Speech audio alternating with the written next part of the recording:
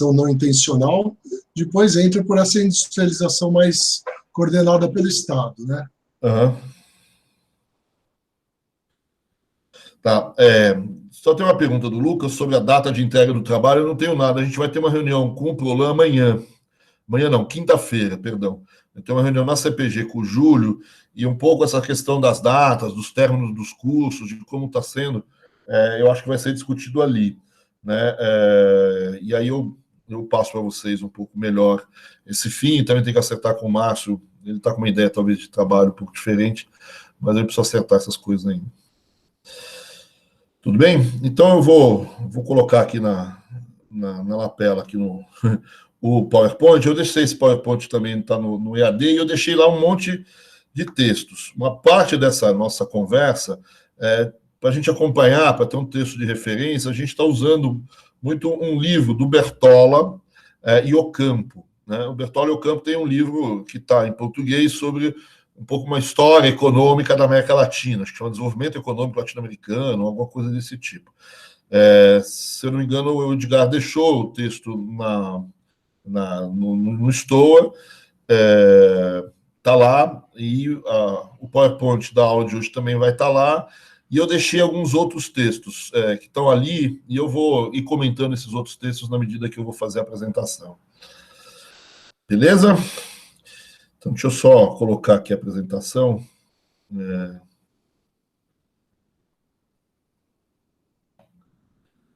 Cadê ela? Sumiu.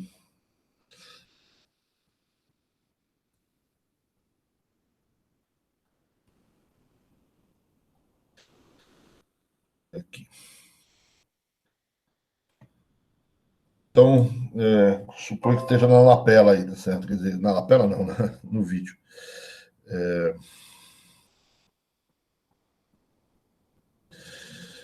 Então, como eu disse, essa minha primeira parte da aula eu vou fazer um pouco uma referência aqui à economia latino-americana no início do século XX, principalmente, né, até mais ou menos 1930, 1940, né, só para a gente ter uma divisão, vamos dizer assim, e pegar o período que eu queria efetivamente, né, se a gente pegar as economias latino-americanas a partir do século XIX, a gente tem uma primeira fase, que é a fase das independências, e um período relativamente comprido, vamos dizer assim, até, grosso modo, nos anos 70, justamente, onde eu tenho a constituição dessas economias nacionais, e é um momento onde eu ainda tenho muita guerra interna, muita separação, muita disputa pelos, vamos dizer assim, um pouco pelo modelo político, econômico dos países.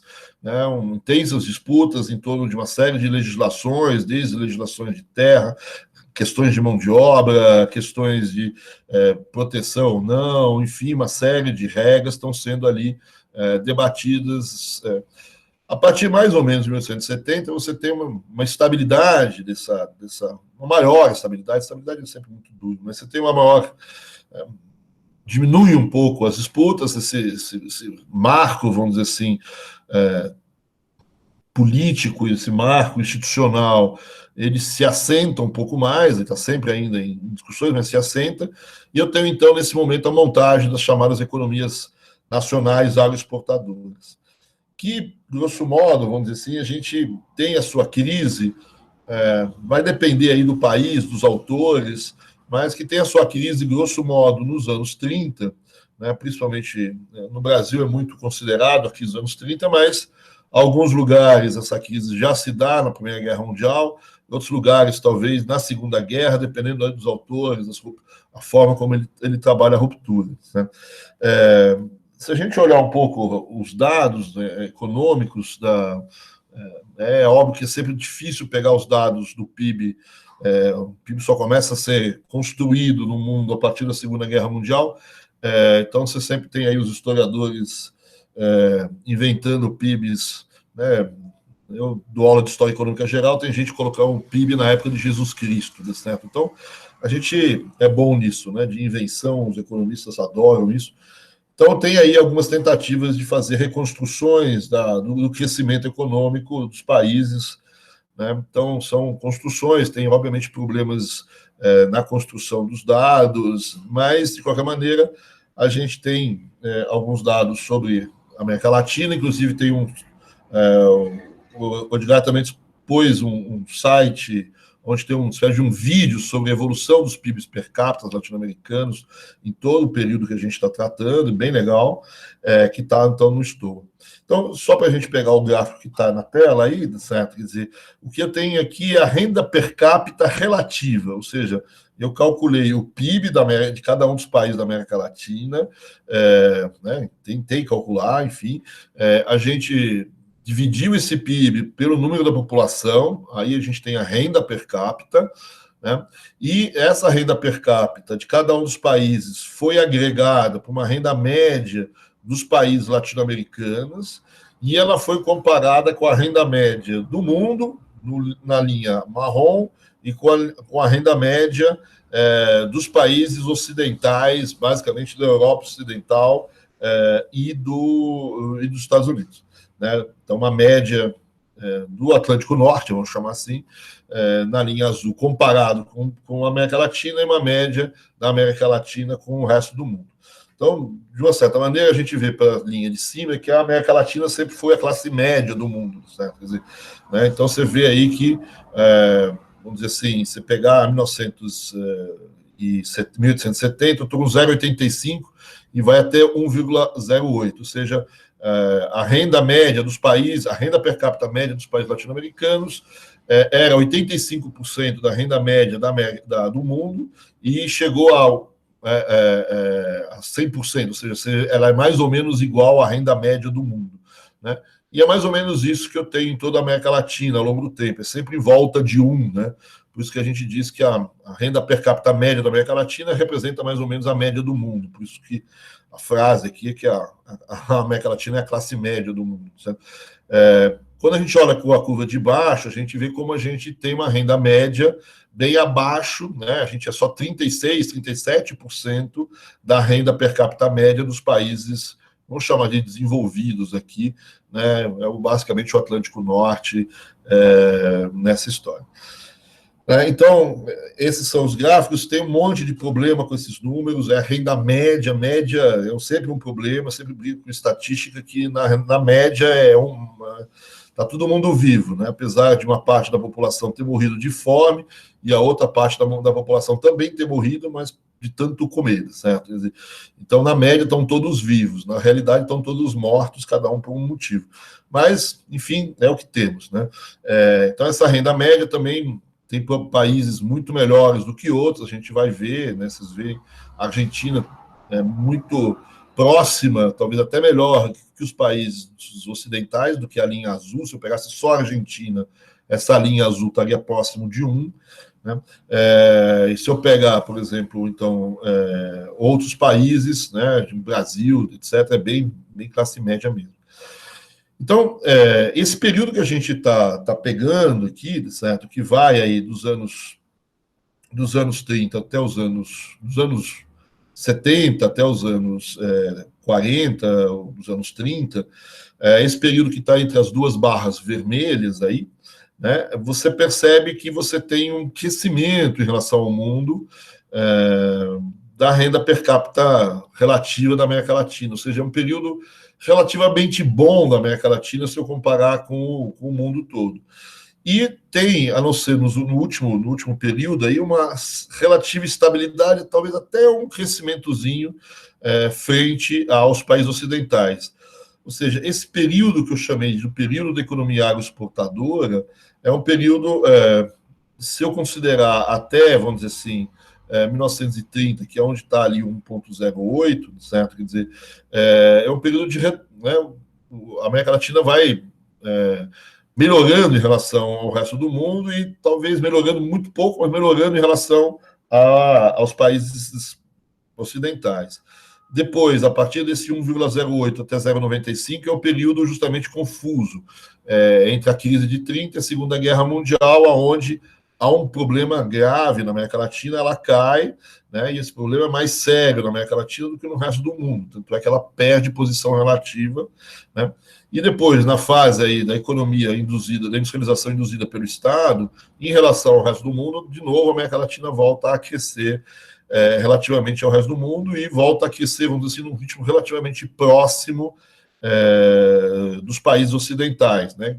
Esse período do pós-guerra é o período aí dos 30 anos gloriosos do mundo ocidental, do mundo do Atlântico Norte, vamos dizer assim, né? E a América Latina não está muito atrás, ela está mais ou menos mantendo está bem atrás, mas mantendo a posição relativa.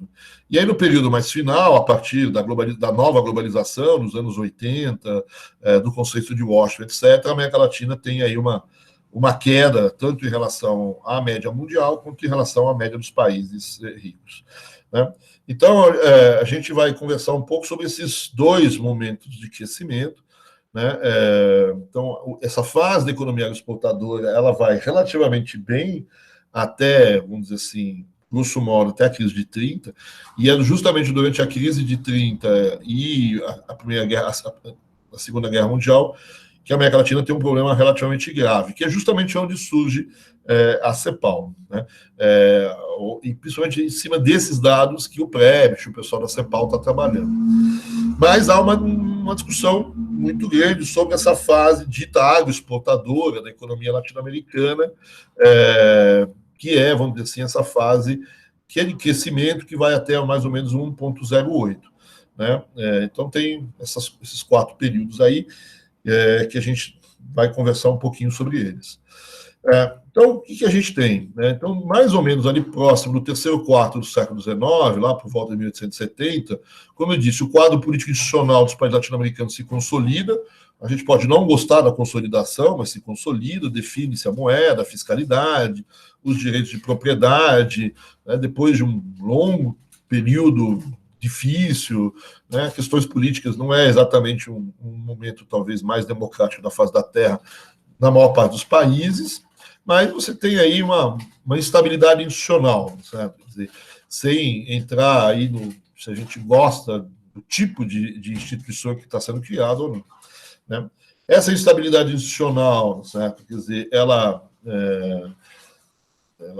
de certa maneira, ela está relacionada com um segundo aspecto importante desse período, que é a entrada, vamos dizer assim, das modificações tecnológicas que acontecem no mundo, certo? Que acontecem principalmente no mundo ocidental, que vem para a América Latina. Principalmente aqui, o aspecto mais importante é transporte, né? Então, desde as ferrovias de um lado até o transporte marítimo, mais no final do século XIX, com os navios a vapor, etc., e os frigoríficos, essas coisas todas, que é fundamental, principalmente para a Argentina, né?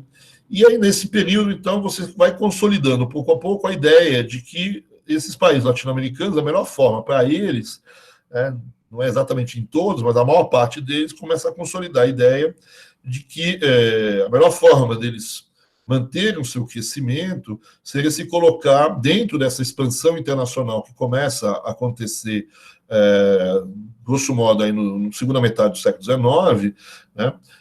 Se inserir nessa expansão e se inserir como então exportador de produtos recursos naturais intensivos, seja de mineração, seja produtos agrícolas, e diminuir talvez o esforço de produzir internamente certos fatores de produção mais complicados e atrair esses fatores de produção para dentro do país através das importações, através da entrada de capitais externos, e através de processos migratórios. Então, atrair fatores de produção, desde os capitais às pessoas, passando, inclusive, então, por máquinas, equipamentos, as ferrovias, etc. Isso não é feito tranquilamente, existe uma série de vozes críticas em relação a essa inserção dos países latino-americanos, não vou entrar no debate aqui, né? Mas vai ter uma ênfase que vai ganhar força na maior parte dos países nessa promoção das exportações, e principalmente da produção de produtos primários, né? E as importações, os impostos sobre essas exportações vão ser baixos, você vai investir de maneira relativamente forte em infraestrutura exportadora, né? Se você olha para os países, todas as ferrovias são ferrovias que ligam as regiões produtoras em direção, normalmente, aos portos, né? Então, você Só olhar os mapas de ferrovias, isso é bastante claro, né? Você tem, então, também a possibilidade aí de expandir esse crescimento por conta das terras, enfim. Né? Esse é o cenário que vai acontecer, e a partir dos anos 70, então, consolidado esse cenário, né, você tem um crescimento, então, da economia latino-americana, onde o desempenho do setor exportador é o motor-chave do crescimento econômico. Né? Então, os produtos exportados ou agropecuários ou minerais são os elementos chaves desse crescimento. Agora, algumas observações em relação a esse crescimento. Certo? Então, você tem, de um lado, uma discussão toda em torno desses produtos e dessas exportações. E, do outro lado, essa é uma discussão hoje muito forte na literatura, né? Qual é a relação entre esses produtos exportáveis, né, o café no Brasil, enfim, e os outros produtos domésticos, a economia interna, vamos dizer assim, a economia doméstica. Qual é a relação entre essas duas economias? Eu vou voltar a isso mais para frente. Né? Então, esse é o motor do desempenho da economia latino-americana, as exportações e, né, o linkage dessas exportações com o crescimento dos produtos domésticos. Dentro desse crescimento dos produtos domésticos, existem produtos agrícolas e também setores manufatureiros, industriais, etc. Né? Como eu já disse, esse é um período onde as questões tecnológicas, a América Latina vai incorporar pouco a pouco as revoluções tecnológicas que estão feitas lá fora, né? A questão das mudanças políticas institucionais, elas são importantes nessa relação entre o setor exportador e o setor interno, né? O próprio Furtado, vamos dizer assim, quando ele vai discutir o crescimento do café, ele diz, olha, o crescimento do café com escravidão é completamente diferente do crescimento do café sem escravidão, no que tange ao impacto interno desse crescimento da economia exportadora. Né? Então, Furtado, com o crescimento da economia exportadora, tem um impacto muito maior na economia interna do país, né? Com a transição para o trabalho livre. Né? Então, esse é um exemplo, certo? Mas você tem a definição das terras, o tamanho das propriedades, e uma série de legislações que são importantes institucionalmente e que vão conduzir esse impacto interno. Né? É um período onde eu tenho um substancial fluxo de capitais do exterior para dentro da América Latina. Talvez hoje a gente não vai dar muita atenção a isso, a gente não tem tanto tempo assim, né? Mas, por exemplo, o México, é fundamental essa entrada de capital exterior, principalmente já no século XX, desculpa, e é um período onde eu tenho migrações gigantescas, certo? O crescimento populacional é muito grande, eu tenho ainda uma fase de crescimento populacional normal dos países, né? Nascimentos e mortes, etc., mas é um período onde a América Latina absorve um volume grande de imigrantes, né? Tem alguns países em particular onde essa absorção é maior, alguns países onde a absorção é menor, né? Argentina, Brasil, né? Vários países, você tem essa migração de maneira forte. Então, alguns países têm assim, um crescimento populacional muito forte e alguns, em parte, induzido por essa importação, né? Você vê aí alguns que estão achorados em vermelho, onde isso é verdade, e alguns onde esse crescimento populacional é menos impactante, vamos dizer assim. Talvez o caso do México é o mais sintomático. Não que não tenha crescido a população, mas num ritmo menor do que de outros países. Então, só queria de novo ressaltar essa questão que a gente não vai tocar muito, desse ambiente social e institucional. O grande debate hoje, um pouco na literatura histórica, é até que ponto os avanços institucionais provocaram essa onda de crescimento, ou foi essa oportunidade de crescimento com exportações de produtos agrícolas que, de alguma maneira, consolidou e deu sustentação a um determinado grupo político que acabou se impondo institucionalmente aos outros grupos na América Latina. Então, tem aí uma discussão historiográfica importante. Né? Então, mas vamos aí ao que nos interessa, esse modelo de crescimento dito da chamada agroexportação, né? Que foi, então, a forma, grosso modo, da inserção da maior parte das economias latino-americanas na economia mundial no século XIX passagem para o século XX. Né?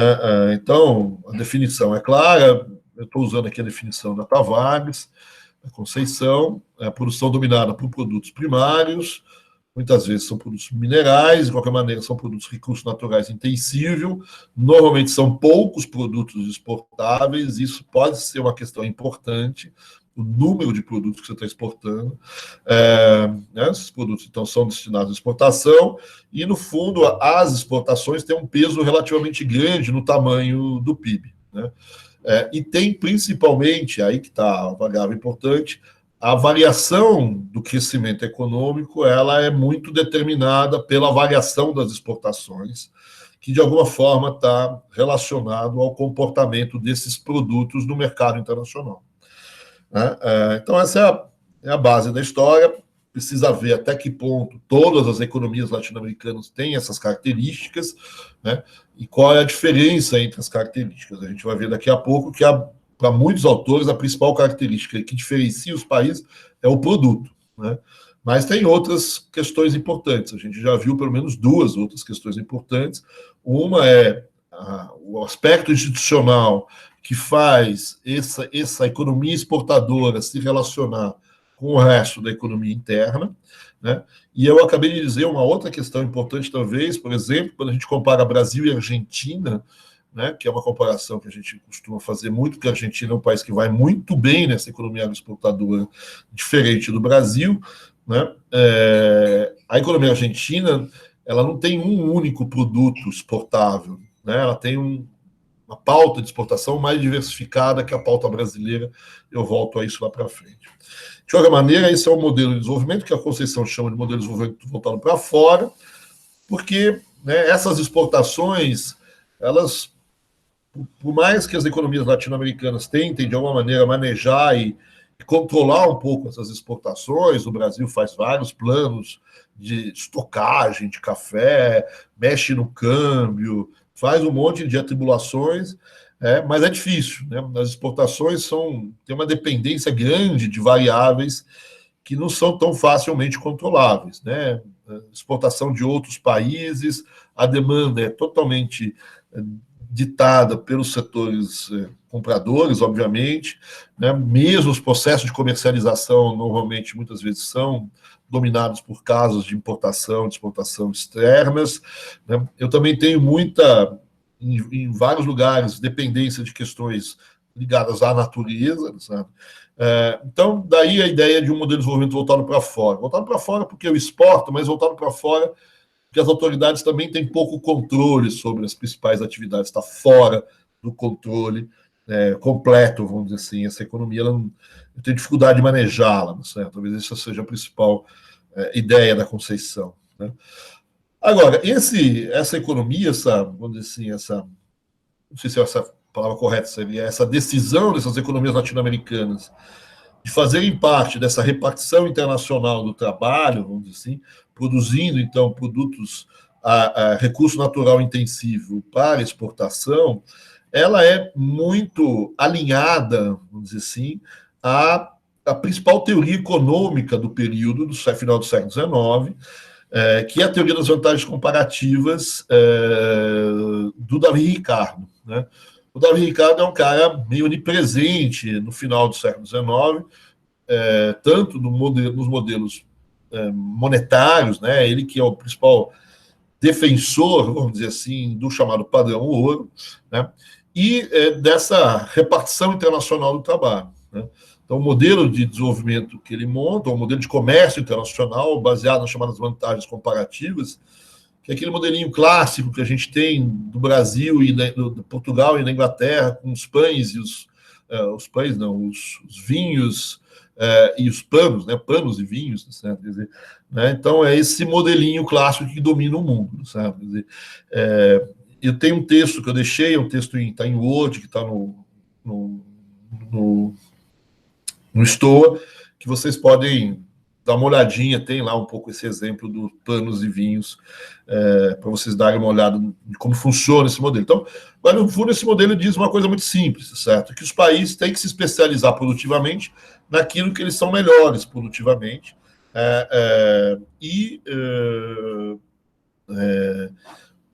essas economias elas devem, vamos dizer assim, se especializar nisso. Então, são modelos que defendem a especialização produtiva dos países, né, e fazer a troca. Né? Você se especializa naquilo que você é melhor e compra aquilo que você não é tão bom, certo? Quer dizer, no caso dos países latino-americanos, eles são melhores em produções agrícolas ou produções minerais, muito em função dos seus recursos naturais.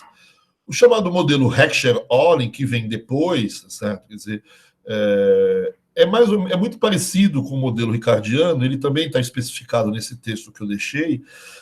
Ele diz uma coisa parecida com a teoria do Ricardo, só que ele diz que os países devem se especializar nos produtos cujos recursos as economias têm em vantagem. Né? Então, o modelo ricardiano é muito baseado na teoria do valor-trabalho, né? Então é na produtividade do trabalho nos setores, e o Heckscher-Ohlin na estrutura dos fatores de produção.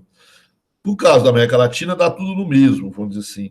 Né? É especializar a América Latina naquilo que ele é mais produtivo, que é produtos agrícolas ou produtos minerais, que também são os produtos onde a América Latina tem mais recursos do que produtos com tecnologia mais sofisticada, com capital humano mais sofisticado, etc. Então, essa teoria econômica, que a gente chama de teoria econômica neoclássica, que é a base da visão liberal convencional, vai fazer a defesa desse tipo de economia e vai dizer, essa é a melhor forma para a América Latina se situar no modelo das nações. Né? E essa é a forma que ela tem melhor de crescimento. Né? A teoria do Ricardo diz que no comércio, cada um se especializando naquilo que é melhor, isso tem uma vantagem para todos. Né? Todos ganham com esse tipo de crescimento. A única coisa que ele não disse, e isso vai ser uma das bases da crítica, ele não diz que todos ganham de forma igual. Né? Ele diz que todos ganham. Agora, se eu tenho um Fusquinha e você tem um Fusquinha, certo? Quer dizer, no dia seguinte eu tenho uma Brasília amarela e você tem uma Ferrari vermelha, certo? Todos ganhamos. Né? Mesmo que eu tenha ganho só uma Brasília e você ganhou um Ferrari, certo? Quer dizer, por Ricardo, todos nós ganhamos. Né? E essa é uma parte da base da crítica a esse tipo de modelo de crescimento. Todos ganhamos, mas não necessariamente todos ganhamos de forma igual. Né? E isso está por trás também, no modelo do Heckscher-Ohlin, certo? Dessa questão de você se especializar naquilo que você é que você é abundante em termos de recursos. No caso da América Latina, você é recurso natural abundante. Né? Então, essa é uma bênção, você ter esses recursos naturais, e você tem que... o desenvolvimento latino-americano né, o Brasil é um país agrário, certo? É um país, né? E você criar indústrias no Brasil é um artificialismo, né, que não leva em consideração a bênção de você ter essa agricultura, esses recursos naturais abundantes. Essa é a tese que decorre um pouco desses modelos. Né? Então, a sustentação, tem uma sustentação teórica para esse tipo de interpretação, né? de modelagem, esse tipo de opção, vamos dizer assim, econômica. Né? Então, a questão agora é ver até onde essa promessa dos modelos é verdadeira, certo? Quer dizer, até onde existem problemas no funcionamento desses modelos, certo? Quer dizer, e a segunda parte da questão é até que ponto, vamos dizer assim, então, as exportações de café, as exportações de produtos pecuários, a exportação de certos minerais, elas não têm problemas no funcionamento delas. E a segunda parte é ver até que ponto uma economia baseada com relação a isso pode transformar não só o setor exportador de café, o setor exportador de gado, de produtos da pecuária, né, até que ponto existe, vamos dizer assim, um espalhamento desse crescimento do setor exportador para o resto da economia. Né? A crença desses modelos é que o desenvolvimento do setor exportador se irradia naturalmente sobre o resto da economia. Então, existe para muita gente, um certo otimismo com a ideia de que se as exportações vai bem, o resto da economia também vai bem. Né? O que a literatura hoje diz é que isso é possível. Né? É possível essa naturalidade, ou se um vai bem, o outro vai bem. mas depende muito justamente das instituições que existem no teu país, né? Das regras de tributação, das regras políticas, das regras de terra, das regras salariais, de montagem do setor de trabalho, né? Então, enfim, aqui tem uma certa indefinição, né? Muita gente diz que nem todos os países têm essas regras, né? Aqui estão os produtos dos principais países, né? Os 2 principais produtos, né? Isso pode talvez variar ao longo do tempo. Aqui é 1910 os principais produtos, né? No caso brasileiro, é o café e a borracha. A borracha está provavelmente no seu último ano de ser um produto forte, mas grosso modo a gente tem um pouco, não é muito diferente desse tipo de regra aqui, certo? Então, a primeira discussão que vai ter é uma discussão que na América Latina é muito levado pelo Carlos Dias Alejandro, né, e é uma discussão muito forte, principalmente na literatura que vem dos Estados Unidos, né, que é a chamada loteria das commodities, certo?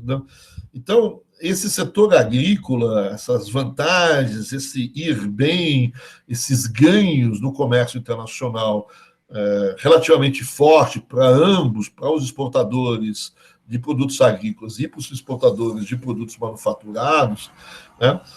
Isso vai depender, na verdade, muito do tipo de produto, né? Por isso que eles vão chamar, dependendo do país, se ele deu a sorte ou o azar, certo? Quer dizer, de ter se especializado em um determinado produto, isso é um problema, né? Tem uma espécie de uma roleta nessa história, né? Então, por exemplo, vários países que se especializaram na mineração de prata tiveram um enorme problema, certo? Porque você teve a desmonetização da prata durante o período, né? Outros países, por exemplo, você vai comparar até que ponto o café vai melhor do que o cacau, tá certo? Que é um produto talvez mais tradicional, né? O café é um produto do século XIX, é um produto novo. Até que ponto o açúcar vai bem, vai mal, e compara ele com o antigo produto também, que é o tabaco, né? Então, você tem aí o papel, por exemplo, da carne. A carne, para muita gente, é o grande motivo da Argentina ir bem. A carne, ela é diferente do café, né? Aquela ideia, por exemplo, que a gente discutia já, da elasticidade renda menor do que 1, talvez vale para o café, mas não vale para a carne. Então, uma boa parte da discussão começa a correr em torno, vamos dizer assim, e começa a explicar as diferenças de crescimento dos países latino-americanos.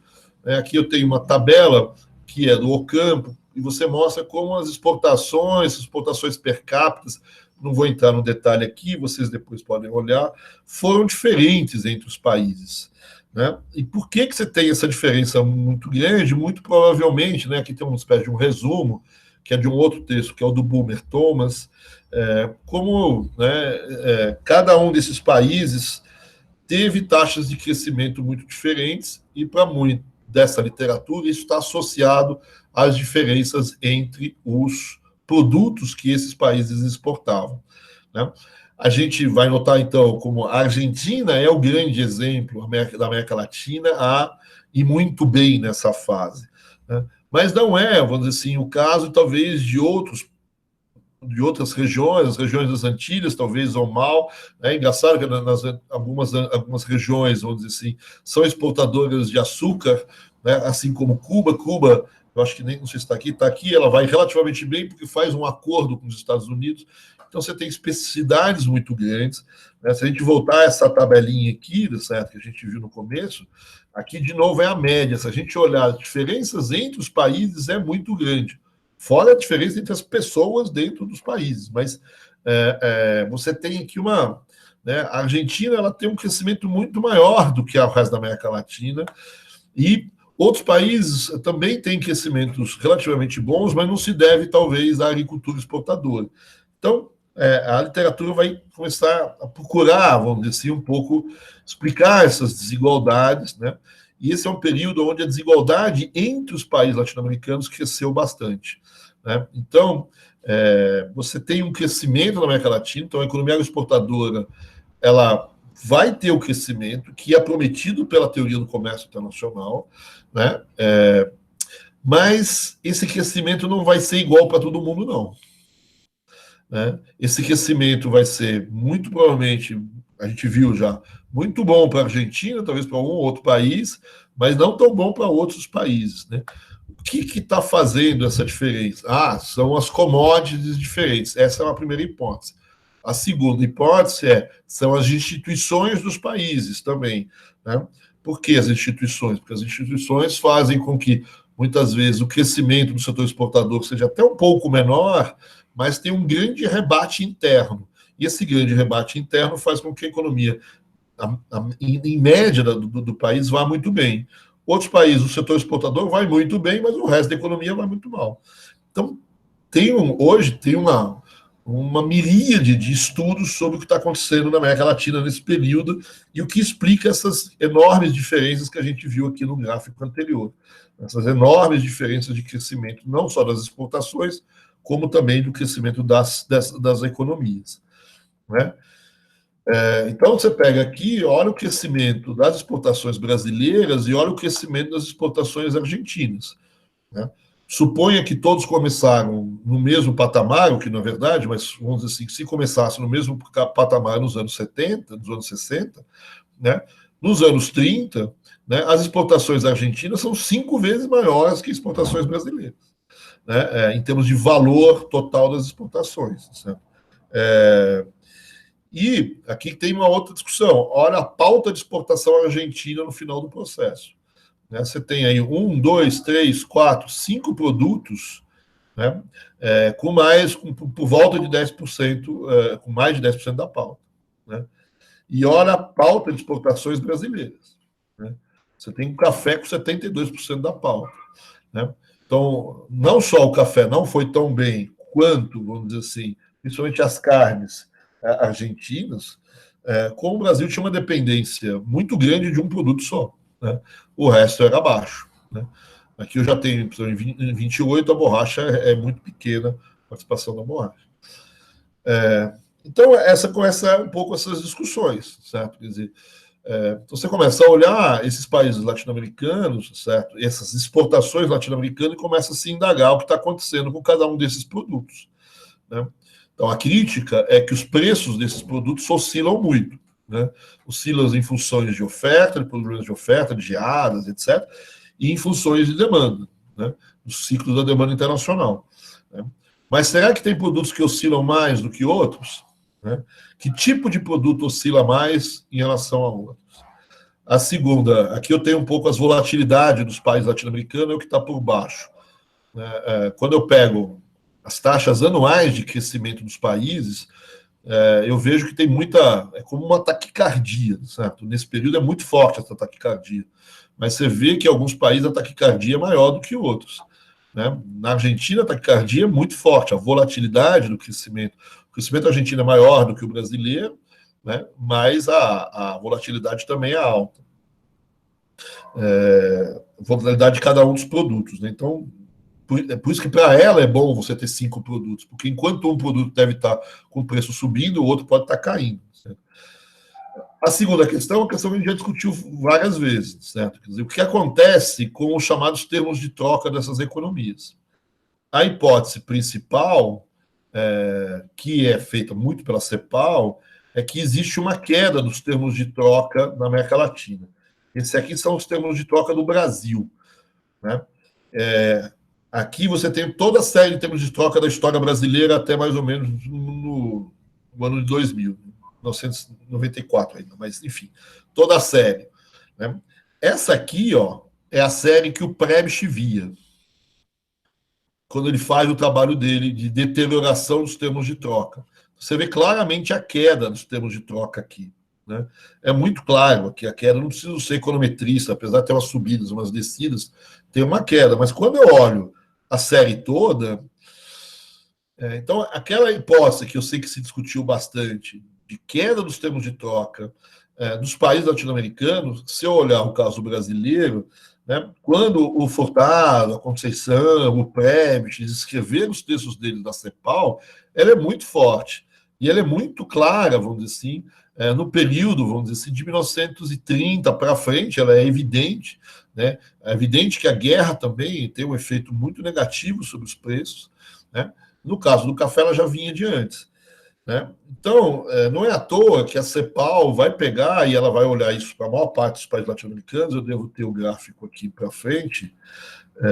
Aqui estão as séries dos termos de troca latino-americanos, né? E você vê um pouco essa deterioração a partir, principalmente, dos anos 1910, 1920, né? Essa série caindo, né? Você vê no final do gráfico essas séries todas caindo. Então, aqui vai aparecer a chamada crítica, vamos dizer assim, de que, no longo prazo, né, eu tenho um problema com aqueles modelos do Heckscher-Ohlin, aqueles modelos do Ricardo, né, porque, no longo prazo, os preços praticados pelos produtos agropecuários, eles tendem a cair relativamente aos produtos manufaturados. Então, aquele ganho que eu tenho na troca, ele vai se perdendo aos poucos, né? Eu sempre vou ganhar, mas vou ganhar cada vez menos. Então, dinamicamente, eu tenho um problema com essas economias. Essa é a hipótese cepalina clássica que vai justificar a intervenção de estados para industrialização, uma das hipóteses, né? Então, você tem aqui uma discussão, né, que quando eu olho o Brasil, que é essa série que está no vídeo agora, ela é clara no momento em que o Prebisch faz, certo? Mas se eu olhar o período todo, não é tão clara. E se eu faço isso para todos os produtos, provavelmente eu vou ter diferenças entre os produtos nessas séries. Então, a conclusão que eu tenho hoje na literatura é que essa deterioração dos termos de troca ela pode ter sido verdade lá atrás para alguns produtos, mas talvez não para outros. Se eu colocasse, a gente precisa ver qual é a relação, né? No caso, por exemplo, brasileiro do café, se vocês olharem, você tem essa subida do preço do café em 1950, mais ou menos, que, por exemplo, não existe em outros preços de commodities agrícolas, como a banana, o tabaco, o próprio açúcar. Não existe essa subida. Essa subida ela se dá no que a gente chama de bebidas quentes. Vai te dar na Índia com o chá e vai te dar no Brasil, na Colômbia, enfim, nos produtos do café. Mas vários outros produtos não têm essa subida dos anos 50. Então, o comportamento, né, se quando o Prebisch faz, talvez seja relativamente claro, o Singer lá na Europa também faz um comportamento parecido com isso, essa é uma questão que está em discussão de maneira forte nos dias de hoje, né, se todos os produtos têm esse comportamento. E a última questão ainda dessas economias agroexportadoras, certo? Quer dizer, eu não vou entrar aqui de maneira muito forte, mas é o que eles chamam de grande diferença entre base produtiva e estrutura de consumo, né? Então, essas economias exportadoras, elas têm uma característica importante, que eu tenho um setor que exporta, né, um produto, e normalmente esse setor é dinâmico, ele é moderno, ele é, enfim, lucrativo, né? E o resto da economia vive numa espécie de uma sobrevivência ali, no que o Furtado chama de uma economia de subsistência, certo? É óbvio que quanto mais forte é a relação entre o setor agroexportador e o resto da economia, melhora o funcionamento dessa economia de subsistência, ou menos ela é de subsistência, né? Aumenta a produtividade desses outros setores, né? Mas, em geral, o que a gente tem é que uma boa parte daquilo que essa economia, em geral, consome vem das importações. Então, um ponto que a Tavares e a CEPAL reclama muito, certo? É como eu tenho uma estrutura produtiva interna, né, muito concentrada, muito pouco desenvolvida, né, só o setor exportador de maneira forte, eu dependo muito das importações, né, e eu tenho uma diferença entre a base produtiva e a minha estrutura de consumo.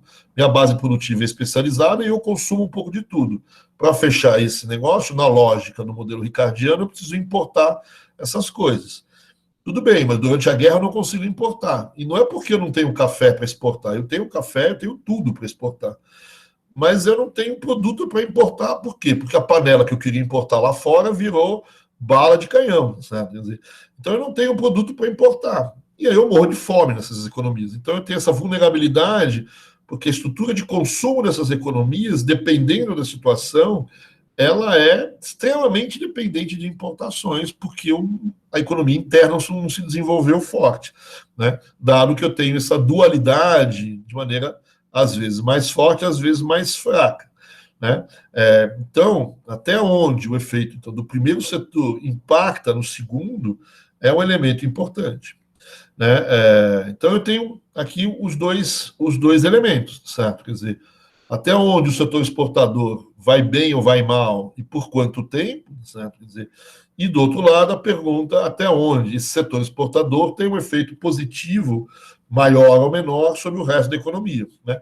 Por exemplo, o caso uruguaio é um caso típico de um setor exportador que não é lá tão grande assim, ele vai mais ou menos bem, certo? Quer dizer, mas por algum motivo o mercado interno do Uruguai foi muito bem, certo? Quer dizer, se desenvolveu de maneira muito forte, né? Então você tem aí algumas instituições, algumas regras dentro do Uruguai que, né, permitiu esse desenvolvimento. Então, a estrutura produtiva interna e a diversificação da estrutura produtiva interna é uma questão importante. Essa diversificação é uma diversificação agrícola também, né? Por exemplo, o Brasil, depois da guerra, reclamava que não tinha nada para comer, né? Não tinha pão aqui no Brasil durante a guerra, porque não produzia trigo, né? Quer dizer, não tinha uma série de produtos, inclusive agrícolas, que faltavam no Brasil durante a Primeira Guerra Mundial, né?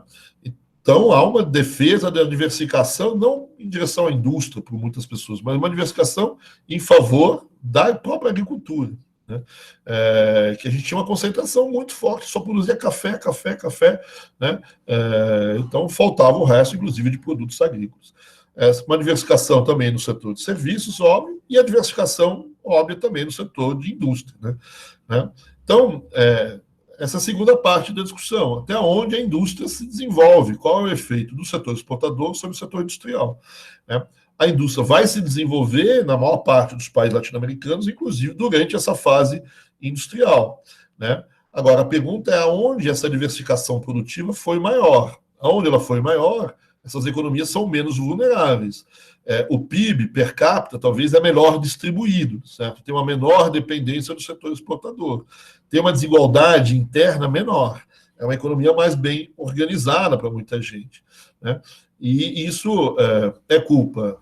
Então, o setor exportador pode até ir um pouco menos bem do que outros setores, mas dado essa estrutura que faz com que esse desenvolvimento interno ocorra, né, essa economia até é melhor do que economias, por exemplo, que tem um grande crescimento das exportações, mas o rebate interno é muito pequeno, né?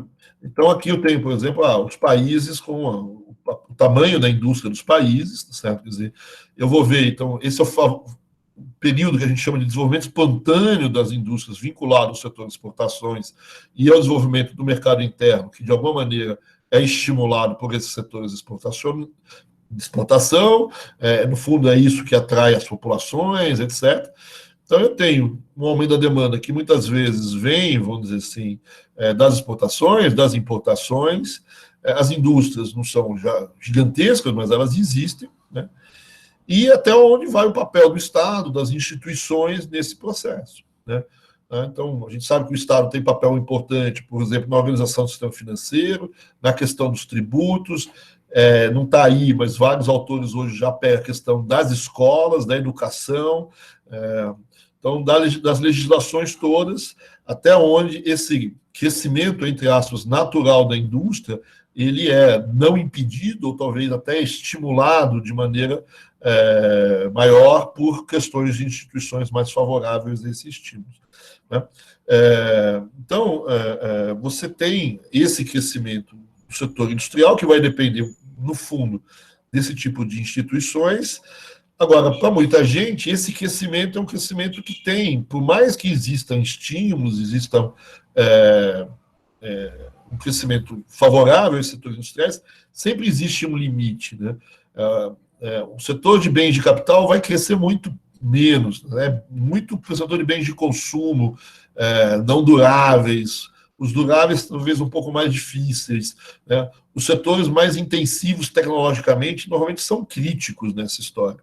Então, mesmo assumindo que alguns países tiveram um crescimento produtivo interno relativamente forte, existe uma certa crítica de esse crescimento produtivo interno, para além do setor exportador, ele tem um certo limite, né? E isso também vai justificar, depois aí vocês vão ver com o Edgar, uma certa maior intervenção do Estado, para que a industrialização ou o desenvolvimento produtivo desses países supere um pouco esses limites, né? Então, são limites setoriais, são limites tecnológicos, são limites de tamanho de empresas, enfim, tem uma série de problemas, né? Um desses limites, inclusive, era o tamanho do mercado consumidor, que o Márcio colocou, né, com o texto do Prebisch, defendendo, por exemplo, para essa industrialização crescer mais, a possibilidade da integração latino-americana, né? Então, essa relação é uma relação importante entre o setor exportador e o resto da economia, né? Você, como eu disse, ainda tem a questão dos investimentos estrangeiros, eu não vou entrar muito, certo? Quer dizer, mas só para ressaltar duas coisas, tá certo? Quer dizer, a primeira é que o investimento ele existiu na América Latina, é um período onde os fluxos de capitais funcionou muito forte, certo? Por isso que a gente chama ele de globalização, de primeira globalização, ou de primeira mundialização, como dizem os franceses, né? Mas é um setor, um investimento estrangeiro que, no fundo, ele se destina principalmente a elementos paralelos ao setor exportador, né? Então, talvez ele não entre diretamente na produção de café no Brasil, mas ele está nas ferrovias, ele está nos setores públicos ligados à geração de energia, esse tipo de coisa.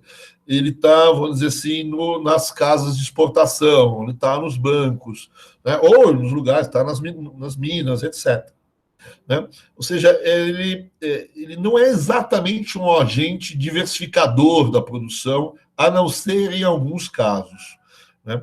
E a outra coisa é que ele se comporta, esse capital estrangeiro, junto com as exportações, né? Quando você lê o padrão ouro, né, quando você olha a mecânica do padrão ouro, você deveria imaginar o seguinte: quando as exportações caem, entra o capital estrangeiro e eu compenso um pelo outro, né? A lógica do padrão ouro ele tem um pouco essa ideia, né? Mas uma boa parte da literatura diz hoje que o padrão ouro tem assimetrias, e uma das assimetrias é na América Latina. É uma coisa que o Furtado já tinha percebido e vários outros autores tinham percebido. Essa complementariedade entre exportação e capital não acontece, né? Você tem o padrão ouro age na periferia de maneira simultânea ao comportamento das exportações. Então, ele reforça os auges e reforça as crises, né? Ou seja, quando o café vai mal, o dinheiro vai embora do Brasil, né? Ou quando o produto exportado vai mal, certo? Normalmente o dinheiro vai embora dos países onde essas exportações vão mal. Então, eles reforçam o caráter cíclico dessas economias, né? Esse também é um debate na historiografia enorme e tal, mas essa é uma observação importante. Se a gente olhar os dados aqui, você vê pouco capital estrangeiro na indústria, né? Aqui não tem o dado dos fluxos, tá certo? Mas esse é um debate enorme né, como é que se comportam os fluxos, né? De novo, dentro do padrão ouro, na Europa, os fluxos são contracíclicos, né? Quando as exportações de um país vai mal, normalmente é compensado por uma entrada de capital naquele país, né? Enquanto que na América Latina, uma parte da historiografia mostra que é o contrário, né? Quando o café vai mal, os fluxos de capitais fogem do Brasil. Quando o café vai bem, os fluxos de capitais entram no Brasil. Então, eles reforçam o ciclo no lugar de atenuar o ciclo, né? Então, aqui voltando, então, para eu encerrar minha fala aqui, voltando à visão estruturalista, né, o que ela vai dizer, certo? Quer dizer, que por mais que exista, vamos dizer assim, essa possibilidade de diversificação produtiva, né, em geral, vamos dizer assim, dado que esses outros setores têm investimentos o retorno do investimento em outros setores é mais baixo do que no setor exportador, e dado que eu tenho, normalmente, depois que eu resolvi a questão da mão de obra, eu tenho terras e mão de obras relativamente tranquilas, né, eu tenho aquilo que o Lewis chama de modelo de desenvolvimento com fatores de produção livres, né, então eu não tenho limites nas terras nem na mão de obra para continuar investindo no Brasil no café. Então, eu tenho um reforço dos investimentos no setor dos exportadores. O capital estrangeiro também faz esse reforço. Então, normalmente, eu tenho aí uma tendência a reforçar o setor exportador, que, se não existir regras diferentes, né, me impede essa diversificação produtiva, né? Tenho dificuldades nessa diversificação produtiva, para fechar aqui um pouco o argumento estruturalista. Então, o argumento estruturalista ele vê com olhos com certa dificuldade essa economia agroexportadora, né? Dado que eu tenho problemas com as exportações, elas oscilam, elas talvez tenham uma tendência declinante nos termos de troca, e essa diversificação produtiva ela é difícil de ocorrer, né? Eu preciso, vamos dizer assim, enfrentar um pouco algumas coisas para que essa diversificação produtiva ocorra, e esse enfrentamento não é natural. Naturalmente, vamos dizer assim, o crescimento dos outros setores econômicos ele é muito pequeno e ele é muito limitado, né? E esse reforço do setor exportador ele tende a dar mais problema com as próprias coções do setor exportador, ou seja, né, ele reforça a ideia de superprodução, de queda de preço, de crescer acima do consumo mundial daquele produto, né? Então, ele reforça os problemas que a gente viu, né? E com base nisso, vamos dizer assim, esses argumentos, essa abordagem estruturalista, a gente talvez, o Edgar vai falar mais, certo? Leva uma certa especialização, vai criticar essa especialização, que levaria os países latino-americanos a uma situação de dificuldade de crescimento, a não ser talvez um ou outro que conseguiu escapar desses problemas, que conseguiu diversificar produtivamente, ou cujos produtos, o mix de produtos que eles exportam conseguiu escapar das maldições que estavam ali presentes, certo? Em termos de troca caindo, oscilações muito grandes, etc. Então tem, o caso argentino é uma exceção para muita gente, certo? Né? E é uma exceção que, na verdade, também deu problema, certo? Quer dizer, ela se deu muito bem até mais ou menos a Primeira Guerra Mundial, mas esse excesso de produção, também tem um problema, inclusive na Argentina, que é o melhor país. Se você olha o derrube que tem na Argentina a partir da Primeira Guerra Mundial e nos anos 30, certo? Aliás, que o Prebisch, inclusive, ele era o diretor do Banco Central argentino à época, ele viu acontecer, né? Então, a crítica dos estruturalistas a essa especialização, vamos dizer assim, é que essa especialização, então, é intensiva, tem a questão da tese da deterioração dos termos de troca, tem a questão da volatilidade e da vulnerabilidade dessas economias, né? Essa abordagem crítica a esse tipo de modelo de desenvolvimento vai sofrer, vamos dizer assim, vai ser aquecido, vamos dizer assim, com o tempo, com uma outra crítica, que é a chamada crítica da doença holandesa, que vai aparecer nos anos 70. O que é a doença holandesa? Ou como os holandeses ficaram doentes, certo? Quer dizer, né, essas economias que se especializam em demasiado nos seus recursos naturais abundantes, eles tendem, né, como aconteceu então na Holanda em função do gás, a Holanda descobre o gás, e vai exportar basicamente esse produto durante algum tempo, certo? Isso gera, né, um certo sucesso, né? E esse sucesso, ele, vamos dizer assim, ele gera uma balança de pagamentos muito positivo, né? Uma balança comercial positiva, balanço de pagamento positivo, que vai fazer com que a taxa de câmbio dessa economia se valorize fortemente.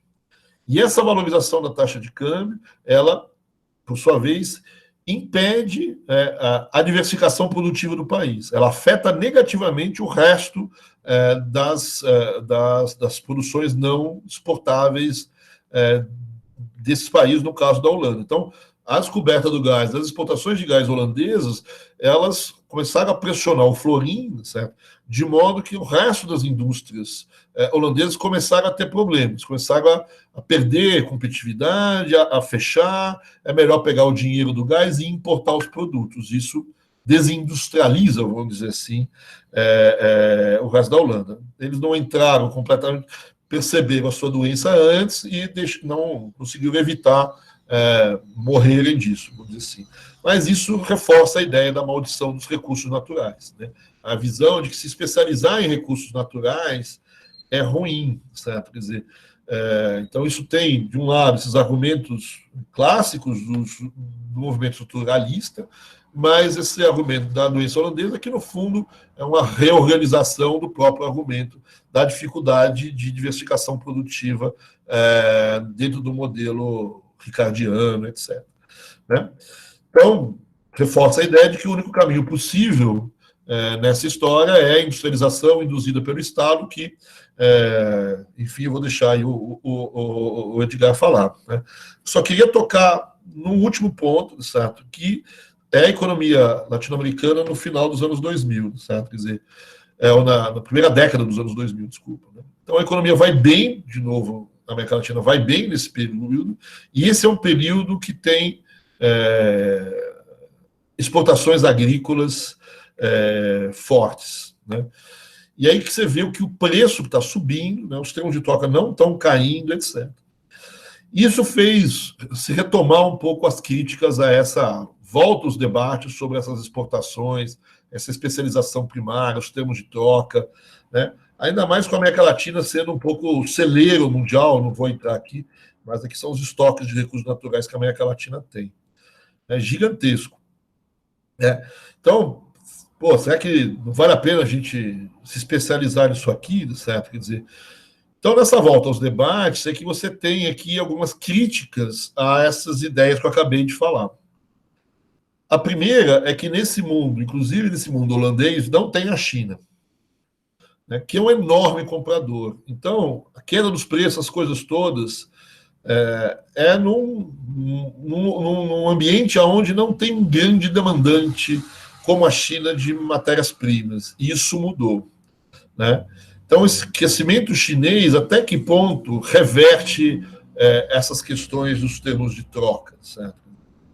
A segunda questão é que hoje você tem uma situação na oferta mundial, certo? Quer dizer, onde os produtos mudaram muito. Né? Hoje, talvez, as manufaturas são quase que commodities, certo? Para muita gente, sapato hoje é commodity, certo? Roupa é commodity. Certos produtos mais sofisticados tecnologicamente, né, é uma commodity. Né?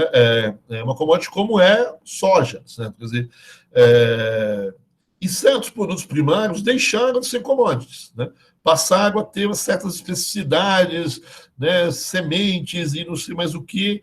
Né? Então, será que ainda vale, dado essas mudanças tecnológicas, essas mudanças, inclusive, também de relacionamento entre os países, de capacidade de você comprar, eu quero soja transgênica, eu não quero soja transgênica, eu quero disso, eu quero daquilo, né? Então, até que ponto os recursos naturais têm a mesma característica que eles tinham no período anterior? Né? Nessa nova perspectiva, certo? Quando eu falo de recursos naturais, eu estou falando, talvez, hoje, de questões extremamente mais sofisticadas. Né? Eu estou falando do lítio no Chile, certo? Eu estou falando do tungstênio, eu estou falando do nióbio, né? Eu estou falando, mesmo na agricultura, de especificidades ligadas ao tratamento de consumo de frango, de porco, de não sei mais o que. Né? Então, dado os novos paradigmas tecnológicos, não só no processo de comercialização, como também no processo de produção, certo? Quer dizer, até que ponto, quer dizer, esses produtos que eu estou chamando hoje de produtos recursos naturais intensivos têm as mesmas características de que antes, né? Em terceiro lugar, certo? Quer dizer, será que eu não aprendi, certo? Quer dizer, com os problemas que a economia agroexportadora teve no passado, e eu não sou capaz de solucionar isso, né? Então, você pega, os holandeses não ficaram doentes, mas receberam tratamento, né? Então, muitas pessoas que defendem que os países latino-americanos se especializem em recursos naturais, né, falam, mas eu sei dos problemas, eu sei que pode ter uma queda de preço, certo? Quer dizer, e o que eu preciso é me preparar. Eu sei que tem um boom de reservas que entram, que pressionam o câmbio, mas eu não vou explorar o petróleo porque vai acontecer isso. Pega esse dinheiro e guarda lá fora, faz como os noruegueses fizeram, né? Será que eu não tenho instituições que prevejam a ampliação e a não doença holandesa? Ou seja, será que eu não tenho instituições, regras, políticas que façam com que eu explore o produto, ganhe todo o dinheiro que eu tenho que ganhar com os recursos naturais e que não aconteça a desindustrialização do resto das economias? Será que eu não consigo montar políticas econômicas dessa forma, certo? Quer dizer, será que eu não consigo agregar valor aos recursos naturais que eu estou exportando para não ter o problema da queda dos termos de troca? Enfim, a gente aprendeu, certo? Quer dizer, e o Estado é capaz de intervir, certo? Então, de novo, será que essas críticas dos anos 40, 50, 50 principalmente da CEPAL, acrescido com essa crítica da doença holandesa dos anos 70, 80, será que a gente ainda valem essas críticas nos anos 2000 ou daqui para frente, certo? Né? Temos China, talvez temos mais países entrando no mercado, na verdade os produtos são um pouco diferentes, talvez, né? E a gente, ninguém é burro, certo? Quer dizer, a gente aprendeu com essas histórias todas, a gente pode controlar e contornar, ou será que são coisas incontornáveis, a deterioração dos termos de troca, não tenho como interferir nisso, ou o fato dessa economia exportadora ter uma relação complicada com o resto dos produtores internos, né? Então, um pouco da literatura está repensando um pouco até que ponto essas críticas todas que, vamos dizer assim, estavam por trás de um crescimento de uma economia industrial, que, com base no Estado, etc., ela ainda é válida, né? E, obviamente, que a isso vai se acrescer as críticas da industrialização liderada pelo Estado, que é a crítica do conceito de Washington clássico, né? Mas essa aqui são um pouco uma visão, talvez, mais com alguns aspectos fortemente liberais, vamos dizer assim, que acabam contrapondo um pouco e tentando resgatar um modelo de crescimento com exportações baseadas em recursos naturais. E para terminar mesmo, certo? Quer dizer, essas mesmas críticas, elas estão relendo a história, né? Até que ponto, quer dizer, a América Latina foi tão mal assim com essa economia agroexportadora? Olha o exemplo da Argentina, né? Mas olha o exemplo da Austrália, da Nova Zelândia, do Canadá, da Noruega, né? O que esses países fizeram para não se dar tão mal, ou se dar um pouco melhor do que países como o Brasil, né? Enfim, né? Então, é isso que eu queria um pouco chamar a atenção, certo? Quer dizer, de que eu tenho, né, um pouco de retomada, um pouco desses modelos de desenvolvimento do final do período desse período do período agroexportador, né? E essa rediscussão ela está muito associada, vamos dizer assim, à retomada da economia, ou esse boom que teve na economia mundial, em especial latino-americana, agora no início do século XXI. Desculpa, acho que eu falei demais, né? Foi mal. Professor, diante das suas colocações, será que também essa política do atual governo não estaria dando também um tiro no pé, quer dizer, se aproximando mais dos Estados Unidos e se afastando da China, quando nós temos a possibilidade de economias complementares, quer dizer, eles precisam muito de alimento e nós, aqui na América Latina, temos uma capacidade de alimentos e de produtos. E essa complementariedade não seria melhor em relação à China do que os Estados Unidos, onde seria uma substituição? Eu acho que sim, porque os Estados Unidos, na verdade, são nossos concorrentes, né, em vários setores, certo? Principalmente alimento, álcool, vários produtos a gente concorre com eles, certo? Quer dizer, e se você pensar principalmente em...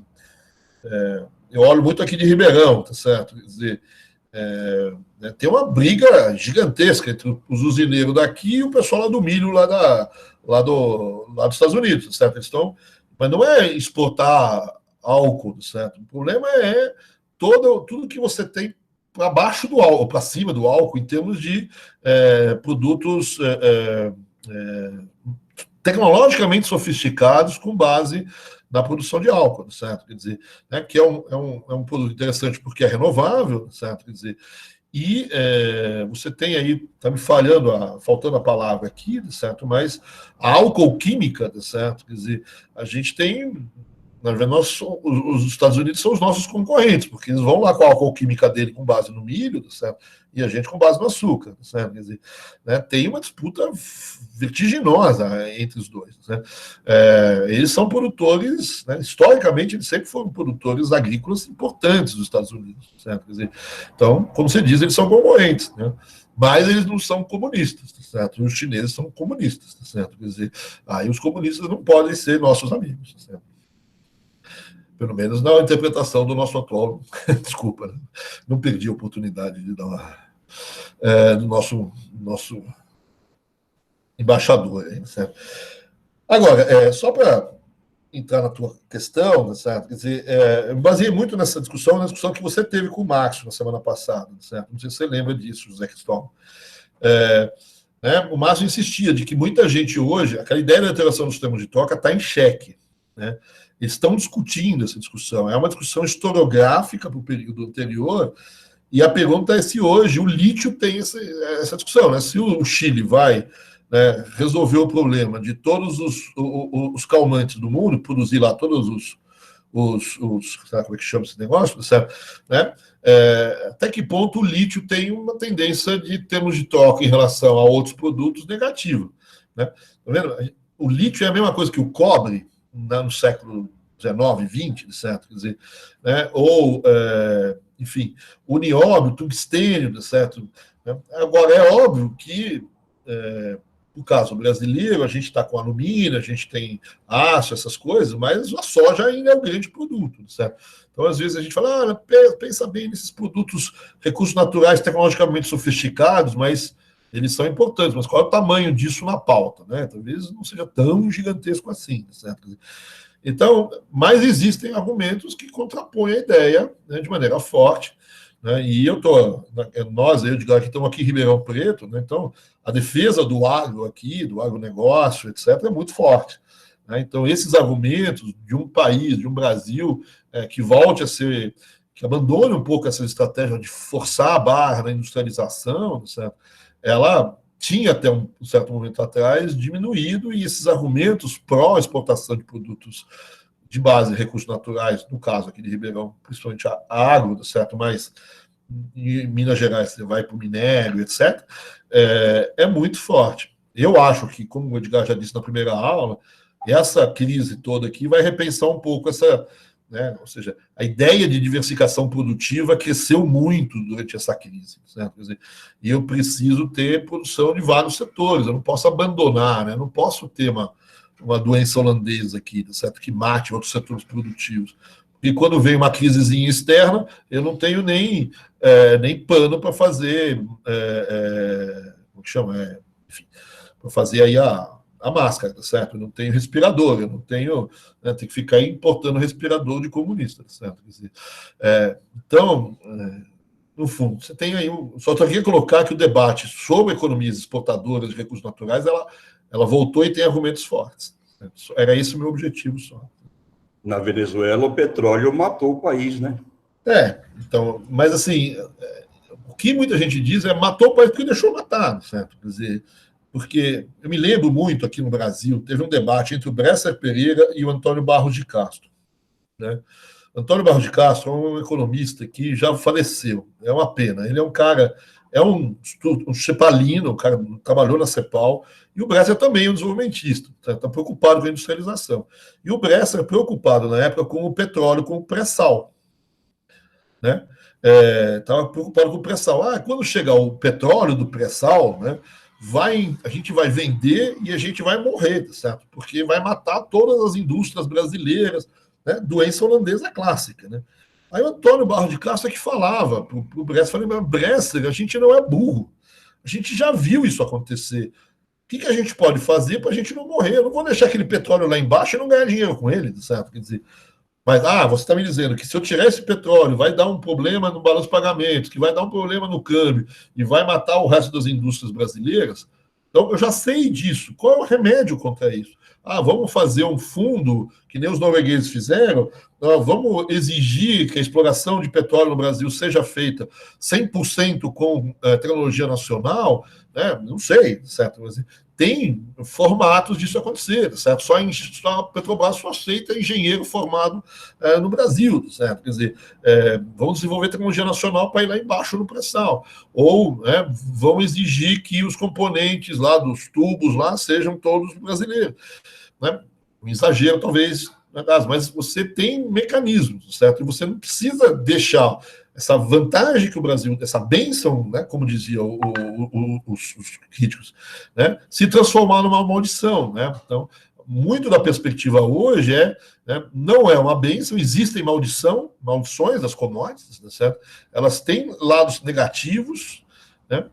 Mas será que eu não sou capaz de evitar que uma coisa se transforme na outra, certo? Quer dizer, né? Então, mesmo o Barros de Castro, que era um cepalino clássico, certo? Um desenvolvimentista, um dos caras que mais defendeu a industrialização no Brasil, falou, não é porque a gente não vai exportar alumínio, não vai exportar aço e não vai exportar petróleo se a gente achar, certo? Agora, nós sabemos dos problemas que isso pode causar. E a gente tem que ficar esperto, certo? Quer dizer, né? Agora, se a gente tem aí uma economia, uma política econômica completamente liberal, se prepare para os problemas vêm. Certo? Uma coisa só que eu queria esclarecer, quer dizer, a importância do crescimento per capita mais uniforme da renda, e isso parece que ajuda o desenvolvimento como um todo, né? Quer dizer, um dos argumentos, por exemplo, do Uruguai ter ido bem durante essa fase, mesmo que o PIB do Uruguai seja pequeno, tal, mas que ele vai bem, é muito uma renda menos concentrada, né? Mais diversificada, que aumenta o mercado interno. Talvez não tenha 500 lanchas de luxo que vão ser vendidas por ano no Uruguai, você não vai poder montar uma empresa de lanchas de luxo, né? Vai ter que importar as lanchas de luxo, mas você vai ter um mercado mais organizado, etc., porque só tem 150 pessoas que compram lanchas de luxo. Enfim, você tem. Esse é um dos argumentos em favor, por exemplo, nesse período, lá de trás do Uruguai, né?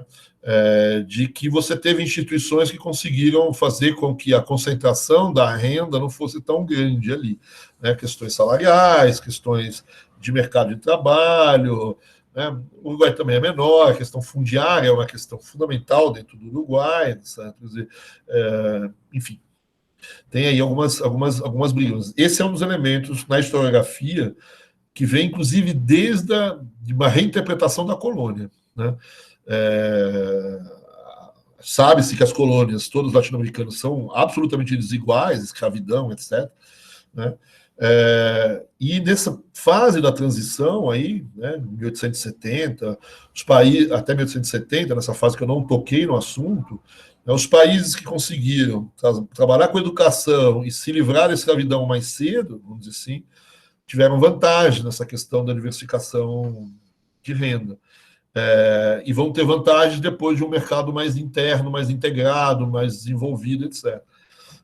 Então, são várias historiografias aqui, certo? Tentando reler um pouco o passado, e também tem dados novos que estão acontecendo. Né? Então, tenho o curso que eu dei o semestre passado no Prolan, a gente trabalhou um pouco essa questão da colônia, das literaturas mais recentes sobre colônia, questão das terras, da educação, de como você lida com a imigração e mão de obra, né? Imigração, mão de obra, terra, né? Escravidão, esse triplo aí. Você pega a Lei de Terras Brasileira de 1850, quer dizer, é uma lei muito dura do ponto de vista de você hierarquizar a sociedade. Né? É raríssimo mesmo, um migrante, você ter acesso a pedaços de terra, a não ser que o Dom Pedro te doasse um pedaço de terra na migração, né? Você não vai chegar aqui e conseguir comprar terra. A lei de terra, ela faz o preço da terra ser muito barato, mas você só compra lotes gigantescos. Então, eu compro um metro quadrado de graça né? Mas eu sou obrigado a comprar um estado do Mato Grosso inteiro, certo? Quer dizer, então, aquele pequeno produtor, uma boa parte dos italianos que vieram para cá, ou dos alemães que vieram originalmente, tiveram muita dificuldade em adquirir terra, certo? Quer dizer, então, esse mercado aí não vai funcionar, diferente de outras regiões, certo? Quer dizer, mas essa é uma literatura de história, isso aí sou eu que gosto, certo? Quer dizer, né? Mas pelo que eu entendi, pelo que eu tenho entendido também, que não precisa ser um comunista radical, porque também pelo lado da economia clássica, esse desenvolvimento mais uniforme é bom para o desenvolvimento geral, né? Sim, com certeza. Eu acho que isso, em geral, você aceita isso, né? Que é muito difícil você fazer uma economia progredir se eu tenho uma concentração de renda muito forte, certo? Mas tem exemplos que isso aconteceu, mas por um tempo longo, certo? Acho que você tem razão, né? Deixa eu só responder uma pergunta da Michelle aqui, certo? Você tem razão, Michelle. A gente está vivendo um momento, tá certo, onde aquela divisão internacional do trabalho entre matéria-prima e produto industrializado mudou. Mudou muito, inclusive, do que é efetivamente matéria-prima, o que é produto industrializado, o que é commodity, não é commodity, é muito complicado hoje, certo? Quer dizer, né, e toda exportação de... hoje você olha, está na balança de serviço, quando a gente deu aula, certo? Mas, no fundo, são software, né? Quer dizer, que faz parte daquilo que você chama de economia criativa. Como é que você classifica isso? Isso não é nem produto industrializado, nem matéria-prima, certo? Quer dizer, né? Então, como é que você faz isso, né?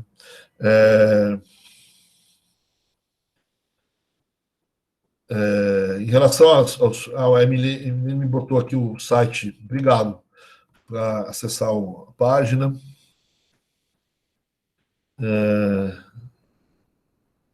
E, Leandro, você acabou assistindo, Leandro? Deu certo para você? Achou, beleza. Edgar, alguma coisa aí?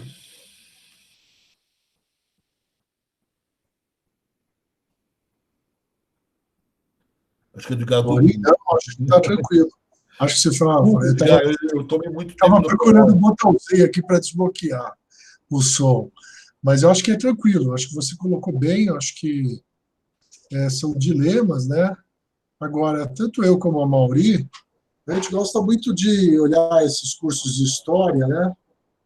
Que a gente vê aí, que a gente olha um pouco para o passado para pensar um pouco sobre o presente, né? Ontem eu estava vendo uma aula de história de um professor americano sobre 1920, uma discussão que tinha nos Estados Unidos, em 1920. E tinha um presidente americano em 1920, lá nos Estados Unidos, que defendia America's First, porque a grande crítica que se tinha logo depois da guerra era que os Estados Unidos tinha se preocupado muito com o mundo e que ele tinha que se preocupar mais com ele, com as suas preocupações, defendendo um certo isolacionismo. Isso em 1920. Aí a gente vê o que deu, né? E é engraçado como esses discursos às vezes voltam. E por isso que olhar para o passado é uma coisa interessante, porque certas discussões que a gente está buscando, mesmo que com atores novos, com a nova indústria do conhecimento, ela tem lições do passado que podem ser interessantes para a gente trazer quando a gente olha para essa busca de discussões históricas, de condução de política econômica, e mesmo para a América Latina. Então, tanto eu e a Mauri, a gente compartilha muito essa coisa de olhar para o passado para pensar no presente, né, Mauri? Então, eu acho que isso daí é uma coisa legal que a gente, quando faz esses cursos aí de história da América Latina, integração da América Latina, não só olhar o dilema do passado, mas o dilema do passado e as formas de superação que foram encontradas no passado se poderiam servir como reflexão para o presente, né, Mauri? Acho que esse é um pouco sempre que foi a minha perspectiva, a forma de como eu... Enfim, eu gosto, né, do passado, né? Mas e essa história do Wilson, né? O Wilson, presidente norte-americano que foi para Versalhes e tal, você vê que ele assina o Tratado de Versalhes ele é um internacionalista, ele não põe a cabeça no... Ele não é um avestruz americano, vamos dizer assim. Mas ele é derrotado dentro dos Estados Unidos. Quando ele volta, né, do tour, do pós-guerra que ele faz, o Congresso norte-americano desautoriza o Wilson, justamente com essa crítica a ele, de que ele foi internacionalista em demasia, certo? Quer dizer, e que o negócio dele é pedir o dinheiro de volta, que os americanos tinham emprestado dinheiro para todo mundo durante a guerra, e que a única coisa que ele devia fazer lá fora era pegar o dinheiro de volta, certo? Quer dizer, enquanto que o mundo estava pedindo dinheiro emprestado, porque tinha que reconstruir toda a economia mundial, inclusive depois da Primeira Guerra Mundial, certo? Quer dizer, e os governos que vão negar isso, né? Os Estados Unidos só vai botar dinheiro um pouco na Europa depois, nos anos 23, 24, mais para frente um pouquinho, né? E aí tem esse período, né? É muito forte essa visão isolacionista americana durante a guerra. Isso é uma coisa bacana de ver. Hoje, né? O fascinante é você ver como a discussão, você pega toda essa discussão desse período de 1920, é muito parecida com toda essa pauta que o Trump assume e contra o multilateralismo, né? Interessante isso, como às vezes algumas discussões se retomam. Tudo bem, os atores são outros, o jogo é diferente, mas os argumentos são muito parecidos hoje em 1920 nos Estados Unidos, né? E tem uma outra parte da discussão, é que durante a Primeira Guerra Mundial nos Estados Unidos, a intervenção do Estado na economia foi muito forte, durante a Primeira Guerra, né? Então você tem, o governo norte-americano entrou em determinadas empresas, refez a reconstrução, a reestruturação industrial, né, obrigou as empresas a produzirem produtos para atender ao exército, para exportar para os aliados, e é uma economia muito de controle, né? Quer dizer, que não é exatamente uma economia liberal. E aí isso deu um bafafá. Então, junto com esse isolacionismo que vai vir no pós-guerra, vem também a enorme defesa de uma economia mais liberal, né? E então, os primeiros 4 anos, logo depois da guerra, essa economia liberal vai para frente, certo? Quer dizer, e eles, inclusive, enfrentam uma crise em 21, e essa crise é relativamente curta, com uma forma liberal. E aí, lá em 29, quando eles entram numa crise mais pesada, eles falam, vamos fazer a mesma coisa que nós fizemos em 21. Não vão fazer nada, ou seja, liberal, certo? Quer dizer, aí eles demoram, né, para fazer o New Deal, certo? Quer dizer, e uma boa parte dessa demora para fazer o New Deal é reflexo, vamos dizer assim, das tradições liberais americanas e desse período liberal que é mais ou menos bem visto na literatura, certo? Quer dizer, que é logo depois da guerra, porque os Estados Unidos eles crescem de maneira muito forte no imediato pós-guerra, né? E aí, né, o Hoover, que é o presidente americano em 29, falou, não, na crise de 21 a gente não fez nada e a crise passou rapidinho. Essa é igual, certo? Quer dizer, tá esperando ela voltar até hoje, o Hoover. Certo? E para a gente que como eu não somos economistas, bagunça cabe o entendimento, porque hoje o que se vê é a China pregando o liberalismo econômico e os Estados Unidos pregando o protecionismo. Então, aí é que a gente não entende. É engraçado que o Trump é um liberal protecionista, é tudo meio esquisito ali dentro, né? Agora, tem umas coisas muito interessantes, né? Essa questão da discussão dos limites, né, que a gente tem aí do liberalismo também, né, Maury, que acaba, nessas horas, vem à tona, né, porque você acaba tendo limites que aparecem nessa condução da política econômica, né, Maury, que vai ficar evidente sempre nesses momentos, né? Eu acho que mesmo o que eu tentei, por exemplo, você pega aquela última parte que eu tentei mostrar, certo? No fundo, essa defesa de uma volta de uma economia exportadora de recursos naturais tem uma tendência liberal por trás, obviamente. Mas uma boa parte da recuperação dessa ideia, ela tem implícita, né, quando você faz a crítica ao passado, de que os problemas dessa economia agroexportadora só não acontecem se você tiver uma intervenção correta do governo, né? Então, é um liberalismo, mas um liberalismo, vamos dizer assim, que não é o liberalismo consenso de Washington de ser, vamos dizer assim. É como se eu tivesse um liberalismo pós-liberalismo, vou chamar assim, né, onde existe uma reavaliação das políticas de desenvolvimento produtivo. Não, vão continuar sendo contra as políticas de desenvolvimento produtivo daquelas da CEPAL dos anos 50, 60, né, de defesa da industrialização, mas não vai ser a ausência de políticas, né?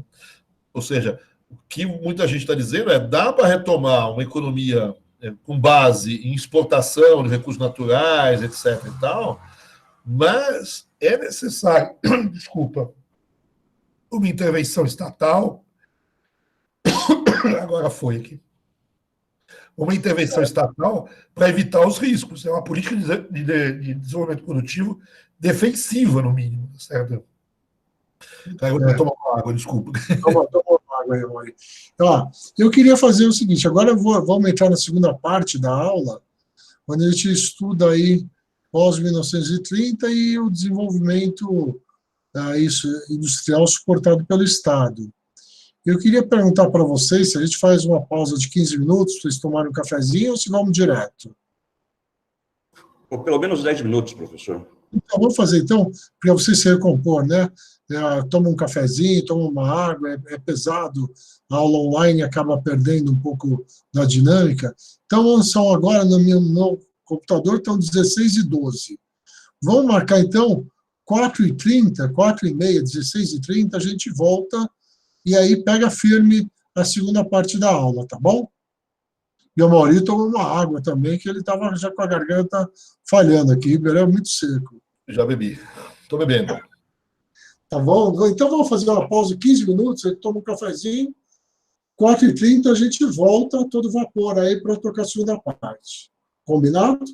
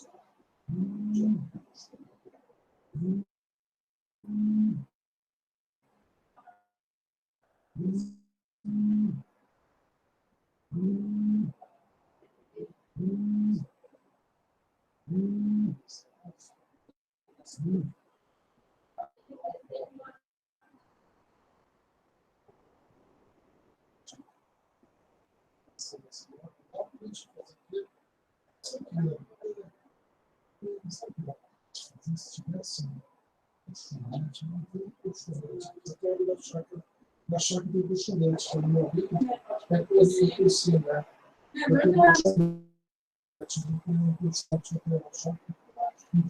Porque se for essa daqui lá em cima, fica muito alto. Não tem buchanatezinho da chácara, que você fica mais sozinho. Eu vou fazer da chácara.